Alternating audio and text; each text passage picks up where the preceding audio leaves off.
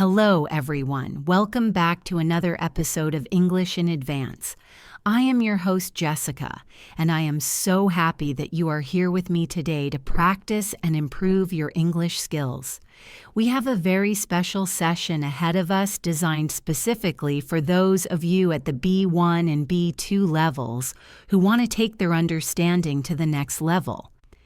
If you ever feel like you can understand your textbook perfectly, but then struggle to follow a real conversation between two native speakers, you are in the right place because today we are going to bridge that gap. We are going to focus on the natural flow of English, the small details that change meaning, and how to practice listening without getting overwhelmed. So please find a comfortable place where you can sit back, maybe close your eyes, and just listen to the rhythm of the language. We are going to have a great time learning together. Today we are going to talk about something that affects almost every learner, and that is the art of understanding implied meaning and context. Often in English, what people say is not exactly what they mean, and we use phrases called idioms or phrasal verbs to color our speech. We are also going to look at how native speakers connect their words together, which makes listening a bit difficult, but also much more beautiful when you understand it. I will be guiding you through a story, explaining the vocabulary in detail, and then we will practice some responses together. Remember that you do not need to write anything down right now unless you want to. The most important thing is to train your ears to hear the sounds and the patterns. Let us begin by thinking about how we start a conversation. When you meet a friend, you probably say hello and ask how they are. But there are so many more interesting ways to do this that can make you sound more fluent and help you understand others better. Imagine you walk into a coffee shop and you see your colleague. Instead of just saying hello, imagine they say to you, "Hey, long time no see. What have you been up to lately?" This is a very common greeting, but if you focus only on the individual words, you might miss the warmth. Long time no see is a phrase we use when we have not seen someone for a while. And what have you been up to is a casual way of asking what is new in your life. It is not just about your job or your school, it is about your life in general. So when you hear this, the correct response is not just, "I am fine." You should share a little bit of information.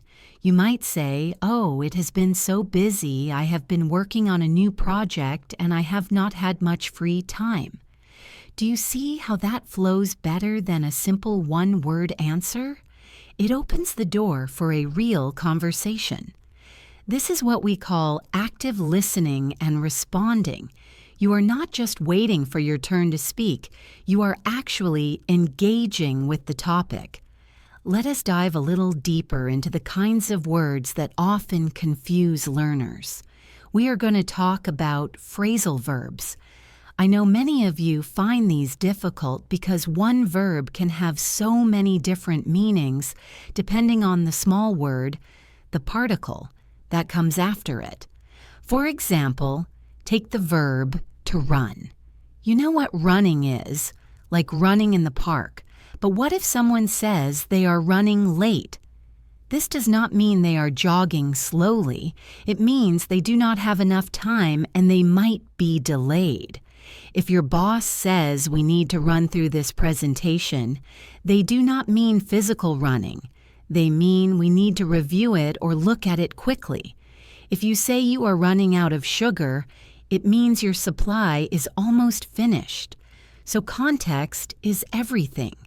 When you are listening to English, do not panic if you hear a phrasal verb you do not know. Stop and look at the situation. Are they in a hurry? Are they looking at papers? Are they in the kitchen? Use the situation to help your brain guess the meaning. I want to tell you a short story now to help us practice this. I will speak at a natural speed, so do not worry if you catch every single word the first time. Just try to get the main idea. Imagine a woman named Sarah. Sarah was planning a big dinner party for her friends on Saturday. She had been looking forward to it for weeks. She spent all Friday afternoon cooking and cleaning. On Saturday morning, she woke up early to put the final touches on the decorations. However, around noon, she looked out the window and saw dark clouds. It started to rain heavily. Suddenly, she got a text message from her best friend saying her car had broken down and she could not come. Sarah felt like giving up, but she decided to carry on. She called a few other friends to see if they could still make it, and luckily they said they would be there. In the end, the rain stopped just as everyone arrived, and they had a wonderful evening. Now, let us break down that story to understand the phrases and the flow. First, I said she had been looking forward to it. This is the present perfect continuous tense. We use this when we talk about an action that started in the past and continues up to the present moment, or just recently finished. It shows excitement and duration. She was looking forward to it for weeks. If you just say she looked forward to it, it sounds like a finished fact. But had been looking forward to shows the feeling of longing for the event. Then I use the phrase to put the final touches on. This is a lovely expression. It means to do the last little things to make something perfect. It is like adding the cherry on top of a cake. Sarah did not just finish the decorations, she perfected them. The most important part of the story for our listening practice is what happened next. I said Sarah felt like giving up. To give up means to stop trying, to surrender. When things go wrong, it is easy to want to quit. But then I said she decided to carry on. To carry on is a wonderful phrasal verb that means to continue doing something, especially when it is difficult. It shows resilience. So even though her friend could not come and it was raining, she carried on. Notice how I connected the events with words like however, suddenly, and luckily. These words act like signposts for your ears. When you hear, however, you know a contrast is coming. Something different is going to happen. When you hear suddenly, you should expect a change in the situation. When you hear luckily, you know the problem might be solved. Training your ear to hear these transition words will greatly improve your understanding because they prepare your brain for what is coming next. Let us practice a few expressions now so you can use them yourself. If you are in a difficult situation and you want to tell someone you will not stop, you can say, "Do not worry, I will carry on." Or if a friend is having a hard time, you can encourage them by saying, "Do not give up, you are doing great." These simple phrases make your English sound much more natural and empathetic. Another phrase from our story was broken down. If a car breaks down, it stops working mechanically. We can also use this for people. If a person breaks down, it usually means they start crying or they lose emotional control because of stress. So context is key here. Is the subject a machine or a person? I want to shift our focus now to a very common challenge in English listening, and that is the rhythm of connected speech. When we speak English, we do not say each word separately like a robot. We link words together to make the speech smooth. For example, consider the phrase pick it up. A learner might say pick it up with a stop after each word, but a native speaker will say pick up. The words flow into each other. The K at the end of pick connects to it, and the T at the end of it connects to up. This can be confusing when you are listening because pick it up sounds like one long word. But once you understand the rules of linking, it becomes easier. A good way to practice this is to listen for the vowel sounds. When a word ends in a consonant and the next word starts with a vowel, the consonant jumps to the next word. For example, get out. We say get out, not get out. Let us look at another example with a different sound. The phrase check it out. Here we have the K sound again. Check it out becomes check it out. It sounds very fast, but if you know the phrase check it out, which means to look at something interesting, your brain will recognize it even when it is spoken quickly. This is why daily practice is so important. You need to build a library of phrases in your head so that you recognize them as blocks, not as individual words.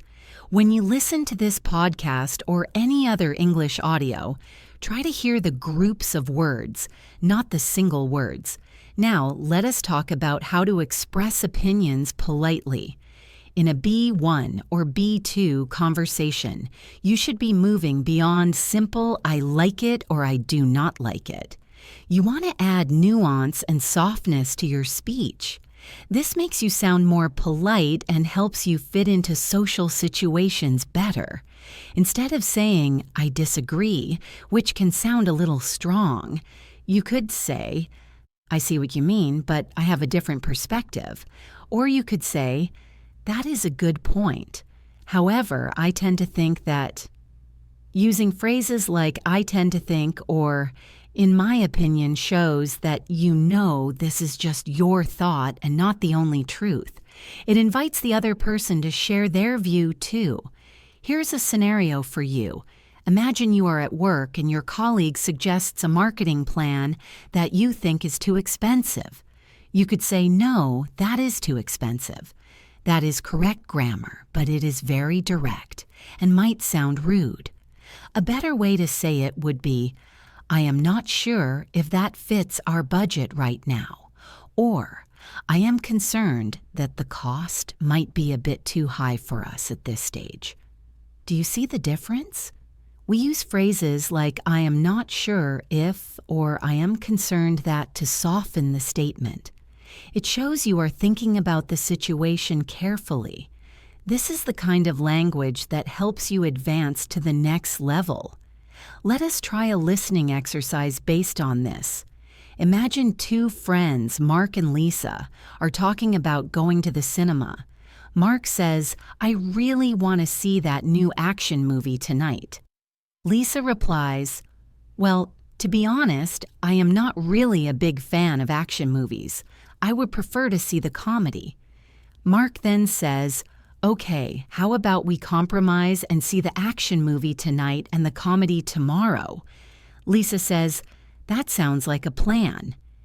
In this conversation, Lisa used a great phrase. To be honest, this is a very common filler that we use when we are about to give an opinion that might be different from the other person's. It signals that she is speaking her true feelings. She also said, I am not really a big fan of. This is a polite way to say, I do not like. It is much softer than saying, I hate action movies. Mark then suggested a compromise. To compromise is to find a solution where both people give up a little bit so that both are happy. This is excellent vocabulary for social interactions. Now let us talk about vocabulary related to feelings and emotions, as this comes up in daily conversation all the time. At the B1 level, you might use words like happy, sad, angry, or tired. But at the B2 level, we use more specific words to describe exactly how we feel. For example, instead of just saying you are happy, you could say you are delighted or thrilled. Delighted implies a very high level of happiness, often because of good news. Thrilled suggests excitement and happiness together. Instead of saying you are sad, you could say you are feeling down or you are a bit upset. Feeling down is a casual way to say you are a little sad. Upset suggests that something has happened to bother you. If you are angry, you might say you are frustrated or annoyed. Frustrated is when you try to do something, but you cannot succeed, so you feel angry inside. Annoyed is a smaller anger, like when someone makes a noise while you are trying to work. Let us put this into a practice paragraph. Listen as I describe a day. Yesterday started out great. I was feeling cheerful because the sun was shining. I went to the park for a walk, but then I realized I had lost my wallet. I immediately felt anxious and started to panic. I looked everywhere but could not find it. I felt so frustrated with myself for being careless. Eventually, I called the cafe I had visited earlier, and they had it. I was absolutely relieved and grateful. In that story, we use several emotion words. Cheerful is happy and positive. Anxious is worried or nervous. Panic is a sudden fear. Relieved is the feeling you get when a problem goes away and you feel safe again. By using these specific words, you can tell a much more interesting story than just saying, first I was happy, then I was sad, then I was happy again. I want to take a moment to talk about the importance of thinking in English. Many learners translate in their heads from their native language to English. This is natural, but it slows you down. To improve your listening and speaking speed, you need to practice thinking directly in English. You can do this throughout your day. When you are walking down the street, describe what you see in your head in simple English. The bus is red, the sky is cloudy, that man is walking fast. When you are cooking dinner, narrate the steps. I am cutting the onions. I am boiling the water. This simple narration trains your brain to process English without translating.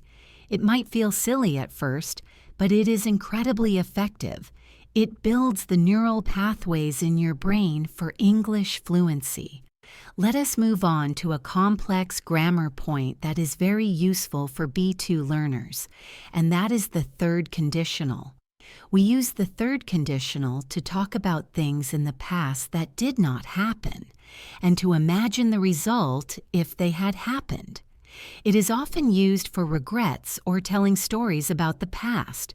The structure is if plus past perfect, would have plus past participle. For example, if I had known about the traffic, I would have left earlier. This means I did not know about the traffic and I did not leave earlier. It is a hypothetical situation in the past. Another example is if I had studied harder, I would have passed the test. This means I did not study hard enough, so I did not pass. Hearing these conditionals in conversation can be tricky because the verbs change. You might hear the native speaker contract the words. For instance, if I had known becomes if I'd known. And I would have left becomes I'd have left. When spoken quickly, if I'd known sounds like if I'd known, and I'd have left sounds like I'd left. This can sound like one word, but listen for the context. If someone is talking about a past mistake, they are likely using the third conditional. They might say, I missed the bus. If I had woken up 5 minutes earlier, I would have caught it. You can practice this by thinking about your own past. Think of a mistake you made. Maybe you forgot your umbrella and got wet. Say to yourself, if I had brought my umbrella, I would not have gotten wet. Practice saying this out loud until the rhythm feels comfortable. Now, let us focus on some listening strategies you can use when you watch movies or watch videos in English. One big problem is that actors often speak very fast or use slang. My advice is to use subtitles, but use English subtitles, not your native language subtitles. If you use your native language, your brain will stop listening to the English and just read. If you use English subtitles, your ears and eyes work together. You hear the sound and you see the spelling. This helps you connect the spoken word to the written word. Also, do not be afraid to replay a scene.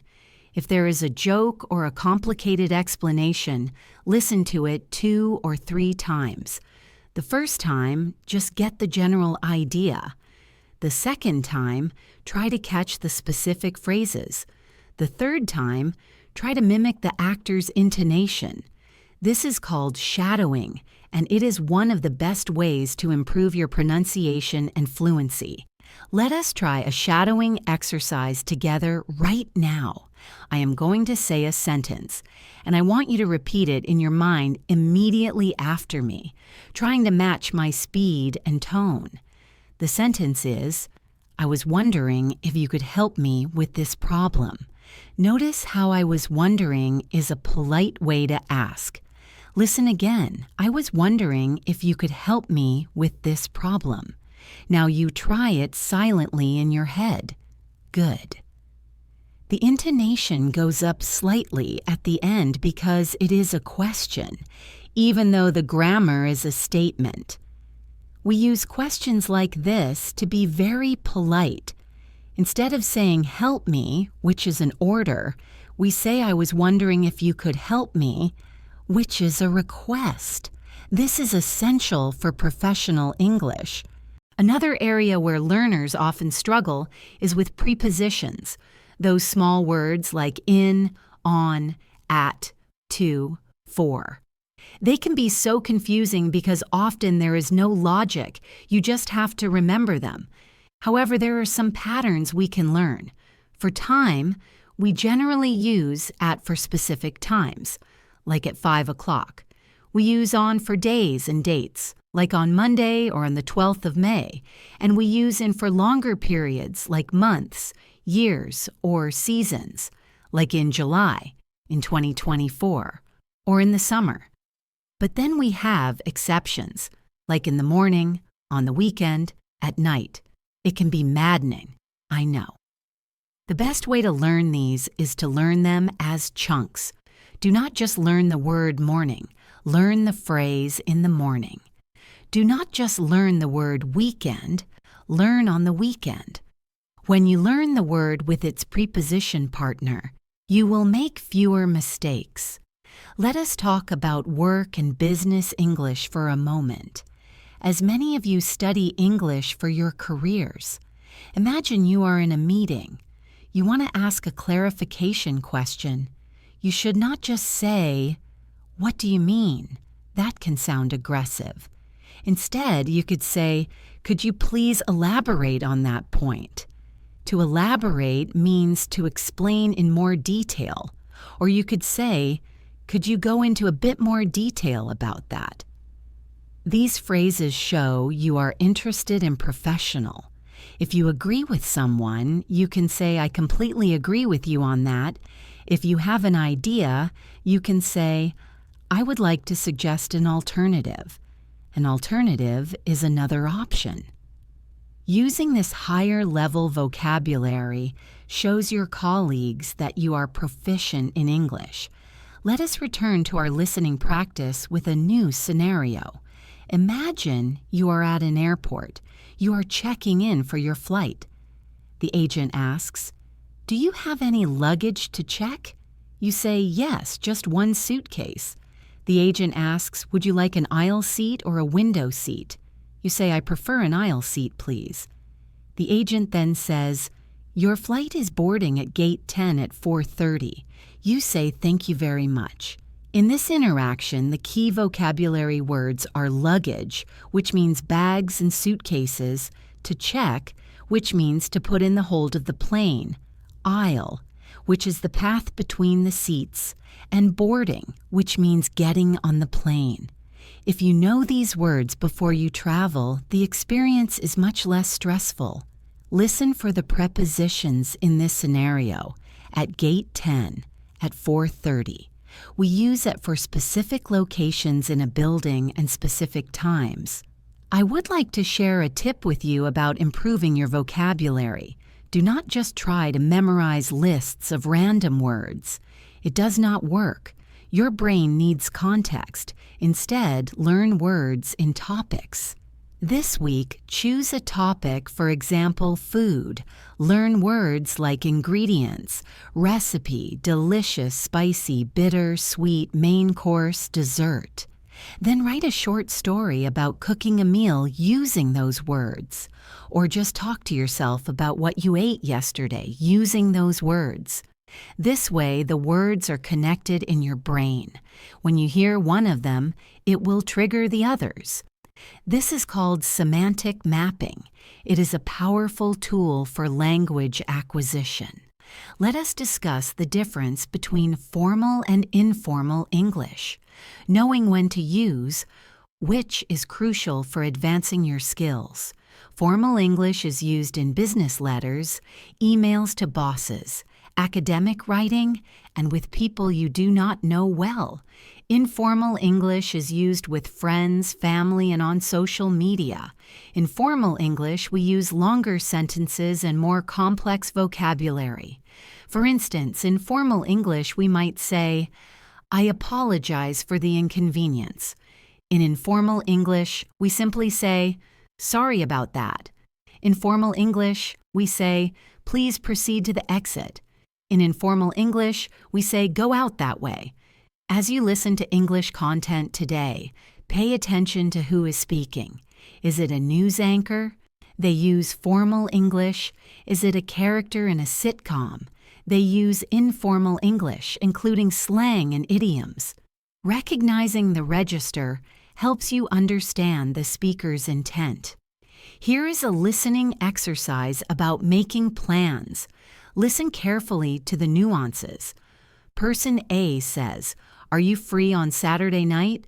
Person B says, "I am not sure. I have a few things to do in the evening. Why do you ask?" Person A says, "We are thinking of going bowling. Do you want to come?" Person B says, "That sounds like fun. Let me check my schedule and I will get back to you." Person A says, "Sure, no problem. Let me know by Friday." In this conversation, Person B does not say yes or no immediately. They say, "I am not sure, and I have a few things to do." They are being non-committal. They use the phrase, "get back to you," which means they will contact Person A later with an answer. This is very common in social planning. Listen for the phrase, "let me know." This is a polite way of saying, "tell me." Now, let us practice some pronunciation specifics that often cause misunderstandings. The difference between the EE sound and the I sound.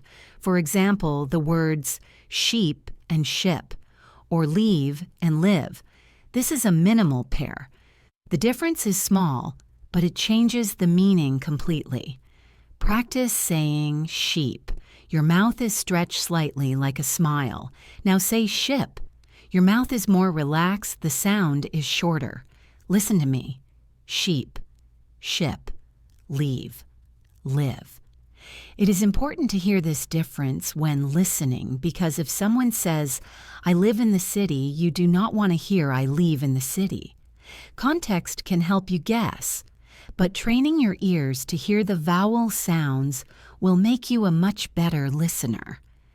I recommend finding minimal pair exercises online to practice this specifically. We should also talk about connected speech involving the sounds. The TH sound is unique to English and many learners find it hard. When a word ends with the PH and the next word begins with a vowel, the TH often flows into the vowel. For example, think about it. Do not say think about it. Say think about it. The TH connects to the vowel. Another example with AEI. Do not say with a. Say with a. It sounds like one word. Connecting these sounds makes your speech smoother, and it helps you understand native speakers because you will start to hear the phrases as blocks of sound rather than separate words. Let us consider the phrase used to. This is grammatically interesting. We say used to talk about past habits that are no longer true. I used to play tennis when I was young, but I do not anymore. Be careful not to confuse this with I am used to, which means I am accustomed to something. I am used to waking up early means it is normal for me now. When you are listening, pay attention to the verb form. If you hear I used to play, the next word will be the base form of the verb, play. If you hear I am used to playing, the next word will be ing, playing. This small grammatical clue changes the entire time frame and meaning of the sentence. It is a great check for your listening comprehension. Imagine you are listening to the news. The anchor says the government has announced new measures to tackle pollution. The word tackle here is interesting. Usually tackle is a sport word, like in football. But here it means to deal with a problem. To tackle a problem. This is a metaphor. English is full of metaphors. If you hear someone say the bottom line is, they are using a business metaphor meaning the final result or the most important point. If someone says it is not rocket science, they mean it is not too difficult. If someone says they are under the weather, they mean they are sick. Learning these idiomatic expressions is like unlocking a secret code. Once you know them, the language becomes much more colorful and fun. Let us do a final comprehensive listening story. I will speak at a normal pace, and then we will review. Here is the story. Tom had a very important job interview yesterday morning. He set his alarm for 7 o'clock, but he accidentally turned it off in his sleep and woke up at 8. He was in a panic. He quickly got dressed, grabbed a piece of toast, and ran to the bus stop. Unfortunately, he missed the bus by just a few seconds. He considered taking a taxi, but he did not have enough cash. He decided to walk. It was raining, so by the time he arrived at the office, he was soaking wet and out of breath. He apologized to the receptionist and sat down to wait. When he finally went into the interview, he was nervous. However, the interviewer was very kind and asked him about his journey. Tom told her the truth, and they laughed about it. In the end, he answered the questions well and felt confident that he had made a good impression despite the bad start. Now let us analyze the vocabulary and grammar in that story. First, the phrasal verb turned it off. This refers to the alarm, to turn off a machine. He ran to the bus stop. Run is irregular, ran is the past. He missed the bus. To miss transport means you are late and it leaves without you. He considered taking a taxi. To consider means to think about something seriously. He was soaking wet. Soaking means completely full of water, very wet. He was out of breath. This means he was breathing hard because he was running. To make a good impression means to make people think positively of you, and despite the bad start. Despite is a great preposition meaning even though something happened, it connects the bad morning with the good interview result. When you hear a story like that, your brain should be doing several things. It should be following the timeline of events. First, he woke up late, then he rushed, then he had problems, then he arrived, then the interview happened. Understanding the sequence is key to comprehension. Listen for time markers like yesterday morning, then, unfortunately, when in the end. These words guide you through the timeline. If you miss the word, unfortunately, you might still understand from the context that missing the bus is a bad thing. Use your logic to fill in the gaps. You do not need to understand every single word to understand the story. I hope you are feeling more confident with the narrative skills we have practiced so far, but now we are going to look even closer at the individual sounds that can make listening difficult. We are going to continue our journey by focusing on something that is often invisible in writing, but very important in speaking, and that is the schwa sound. If you have ever wondered why native speakers seem to eat their vowels, or why English sounds so fast, the answer is often the schwa. The schwa is a very short, lazy sound that sounds like It appears in many unstressed syllables. For example, take the word about. We do not say about, we say about. The first sound is a schwa. Take the word support. We say support. Take the word chocolate. We say chocolate. The middle becomes a schwa. When you are listening, do not try to pronounce every vowel clearly like a robot. Instead, try to listen for where the stress is. The strong, clear vowel is in the stressed syllable, and the weak, lazy vowel, the schwa, is in the unstressed syllables. Training your ear to hear the schwa will help you understand fast speech because you will stop looking for sounds that are not there. Let us try a sentence. I will say it slowly and then naturally. Slowly, the problem was difficult. Naturally, the problem was difficult. Did you hear how the A in was became and the E in problem became This is the secret to flowing English. Now let us move on to a very useful area of language that will help you in your social life, and that is expressing uncertainty and possibility. In English, we rarely say 100% yes or no. We often talk about things that might happen or things that we are not sure about.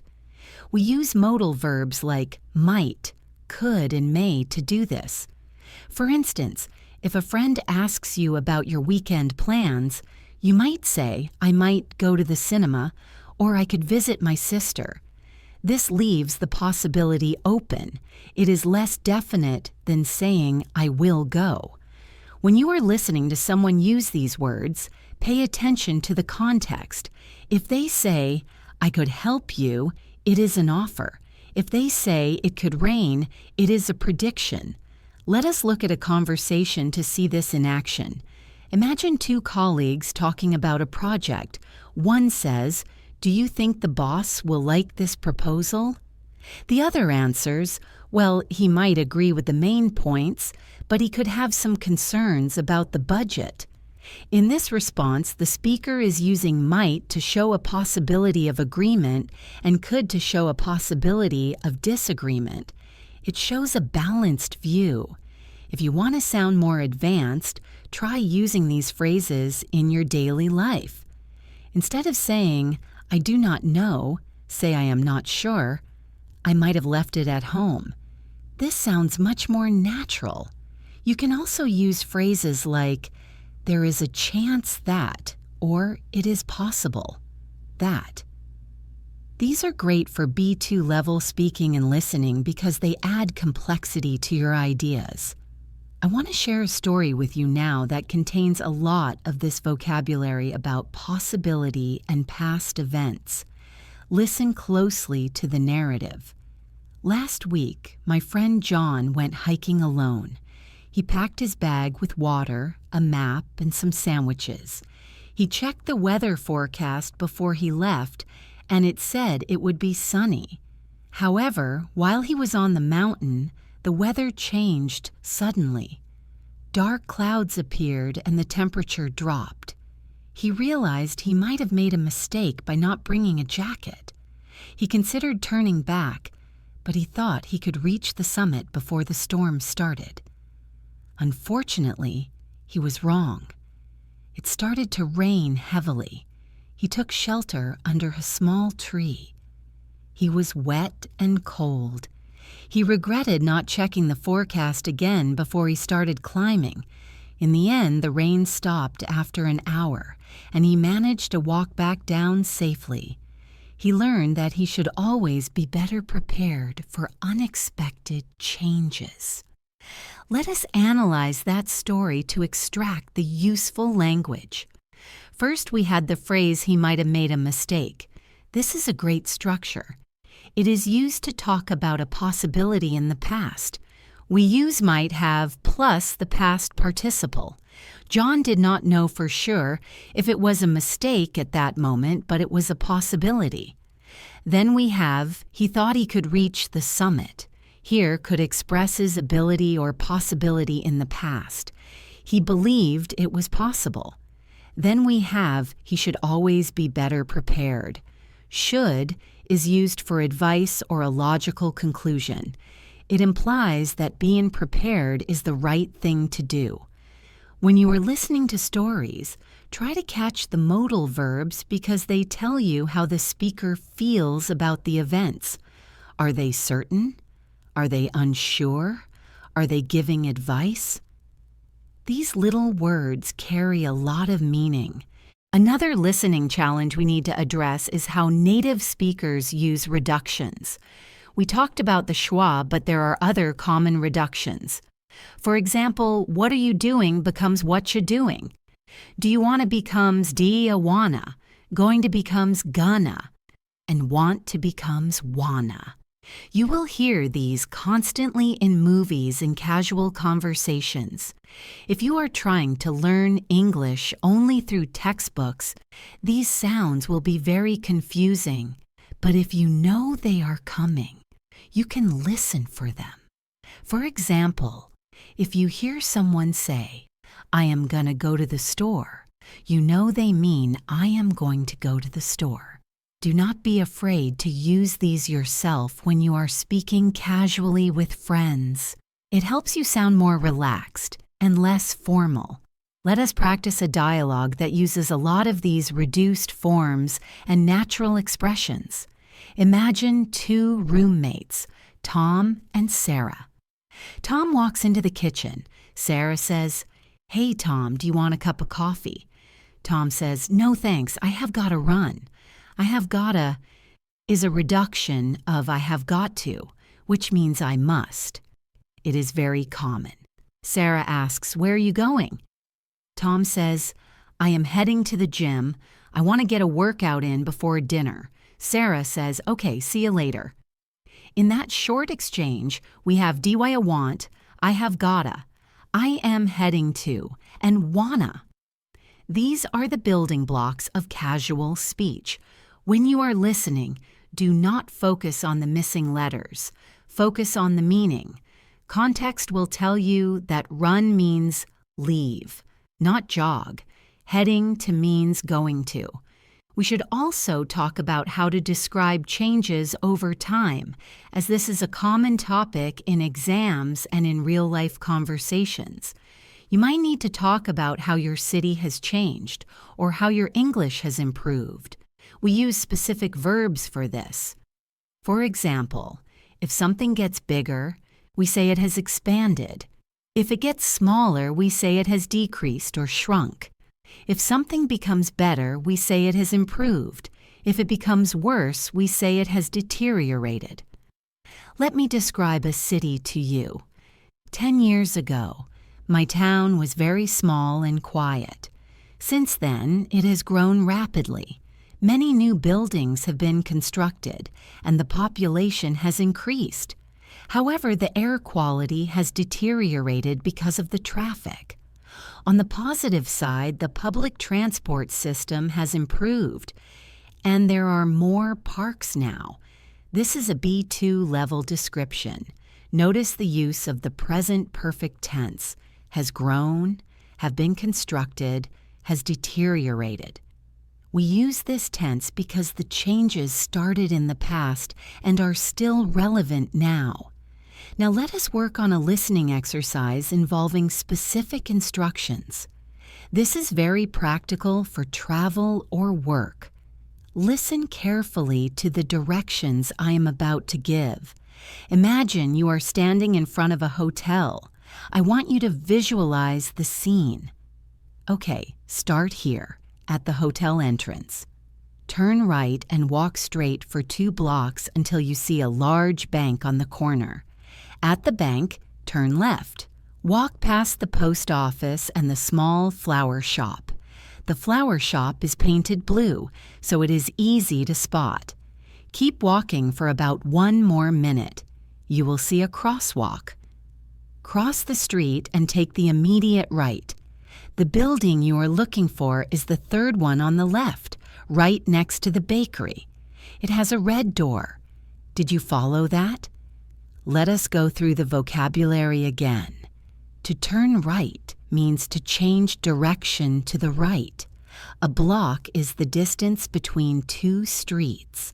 A crosswalk is the place marked for people to cross the street. To spot something means to see it or find it. Immediate right means turn right at the very first chance you get. When you are listening to directions, it is helpful to draw a map in your mind or on paper. Focus on the prepositions of place. Past the post office means you go by it. Next to the bakery means beside it. On the left is the position. These prepositions are crucial for understanding exactly where to go. If you miss one, you might get lost.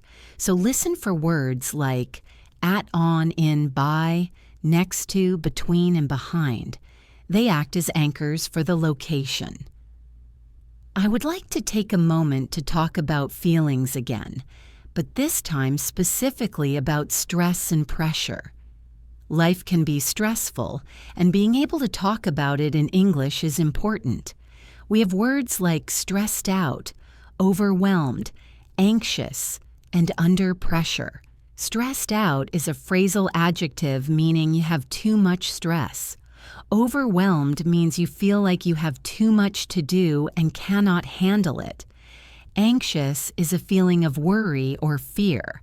Under pressure suggests that someone is expecting a lot from you. You might say, I have a deadline tomorrow, so I am under a lot of pressure. Or, with all the housework and my job, I feel completely overwhelmed. You can also talk about relieving stress. You might say, I like to unwind by watching TV, or I like to decompress by taking a long bath. To unwind and to decompress are excellent phrasal verbs that mean to relax after a period of work or stress. Let us put these emotions into a short narrative. Listen to how the speaker describes their week. Work has been incredibly hectic this week. I have been working late every day, and my boss is pushing me to finish the project. To be honest, I was on the verge of quitting yesterday. I felt totally drained and burnt out. I knew I needed a break, so I decided to call in sick today. I spent the whole day in my pajamas, reading a book and drinking tea. It was exactly what I needed to recharge my batteries. I feel much more relaxed now. In this story, hectic means very busy and full of activity. On the verge of quitting means I was almost ready to quit, very close to doing it. Drained means I had no energy left. Burnt out means exhausted from too much work over a long time. To call in sick means to phone your boss to say you are too sick to work. And to recharge your batteries is a great idiom meaning to rest and get your energy back. Did you notice the tense used in that story? I have been working late. This is the present perfect continuous again. It emphasizes the duration and the activity. It shows that the work has been happening continuously up to now. Compare this to I worked late. That just states a fact. I have been working late implies it has been difficult and tiring. This small nuance changes the feeling of the sentence completely. As you listen to English speakers, pay attention to which tenses they choose. It gives you a clue to their attitude towards the situation. Let us move on to the topic of travel and describing experiences. This is a favorite topic for language learners because it allows you to use past tenses and descriptive adjectives. When we tell stories about travel, we often use sequencing words to order the events. Words like first, then, next, after that, and finally. But we also use more interesting phrases to move the story along. For example, we might say, The first thing we did was, or shortly after that, or by the time we arrived, or later that evening. These phrases help the listener understand the timeline without you having to say and then, and then, and then. Here is a travel story for you to practice your listening. Last summer, I traveled to Japan. The first thing we did was check into our hotel in Tokyo. It was a tiny room, but very modern and clean. After we dropped off our bags, we headed straight to a famous sushi restaurant. The queue was enormous, but it was worth the wait. The fish was incredibly fresh. The next day, we took a train to Kyoto to see the temples. The scenery on the way was breathtaking. We visited the Golden Pavilion, which was shining in the sun. However, it started to rain heavily in the afternoon. We were soaking wet by the time we got back to the station. Despite the rain, we had a fantastic time. The people were so polite and helpful, and the food was out of this world. Let us look at the descriptive language in that story. A queue is a line of people waiting. Enormous means very big. Worth the wait means it was good enough that waiting was not a problem. Scenery is the view of the countryside or landscape. Breathtaking means so beautiful it stops your breath. Soaking wet means completely wet. Out of this world is an idiom meaning extremely good or amazing. These words and phrases paint a picture in the listener's mind. Instead of saying the food was good, saying the food was out of this world adds emotion and emphasis. When you are listening to travel stories, try to pick out these descriptive adjectives. They are the spice of the language. I also want to touch on the skill of agreeing and disagreeing in a discussion. At the B2 level, you should be able to express your opinion clearly and respect the opinions of others. In a group discussion, you might hear phrases like, "I share your view," or "I see things differently." Let us imagine a group discussion about technology. One person says, "Technology makes our lives easier." Another person might reply, "I agree up to a point, but I think it also makes us less social." This is a balanced response. Up to a point means partly, or someone might say, "I am afraid I cannot agree with that, because I believe we are more connected than ever." "I am afraid I cannot" is a polite, formal way to disagree. It is much softer than just saying, "I disagree." Now let us focus on a specific grammar point that often confuses learners, and that is the mixed conditional. We looked at the third conditional earlier, but sometimes we mix the second and third conditionals to talk about a past action and its present result. For example, if I had studied medicine at university, I would be a doctor now. The if part talks about the past. I did not study medicine. The result part talks about the present. I am not a doctor now. This is very useful for expressing regrets about how your life turned out. You might say, "If I had saved more money last year, I would be on holiday right now."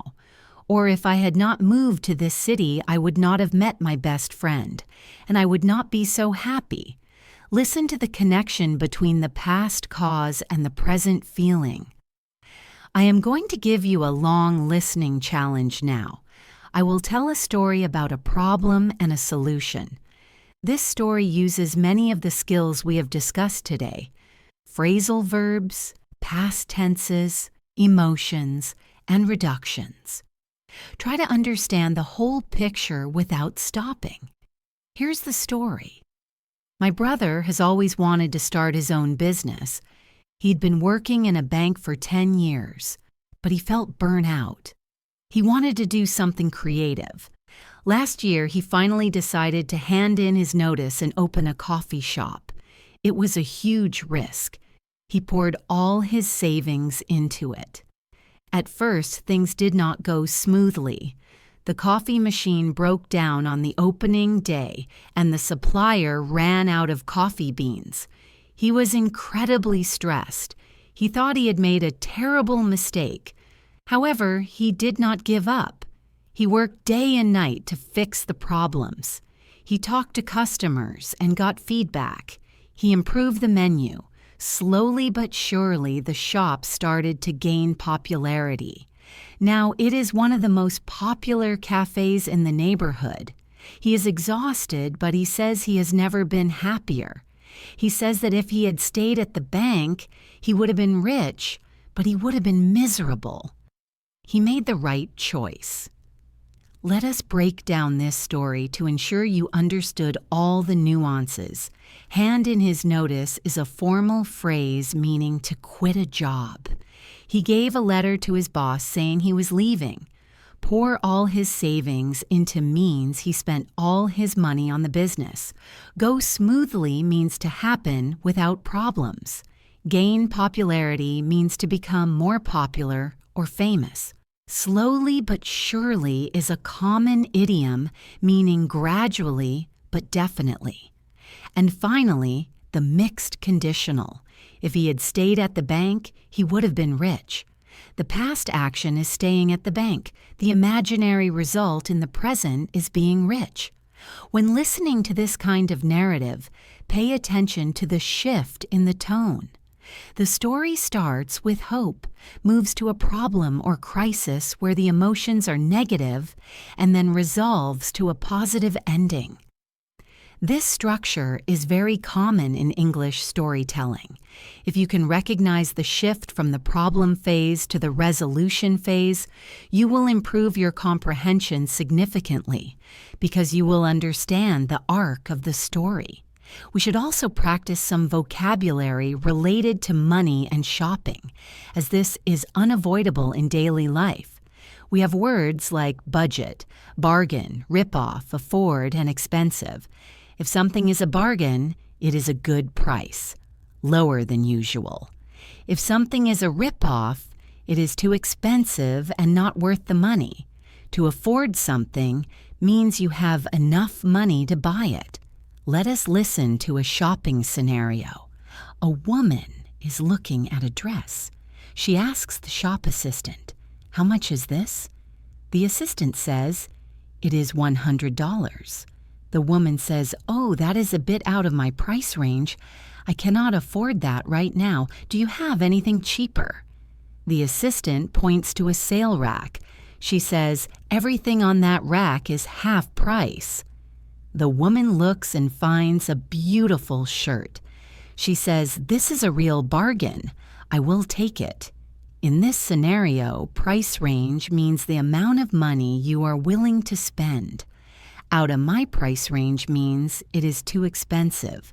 Half price means 50% off. I will take it is a common phrase used when deciding to buy something. It is a polite and decisive way to close the transaction. Notice how the woman negotiates or tries to find a solution by asking for cheaper items. This is a practical skill you can use in any English-speaking country.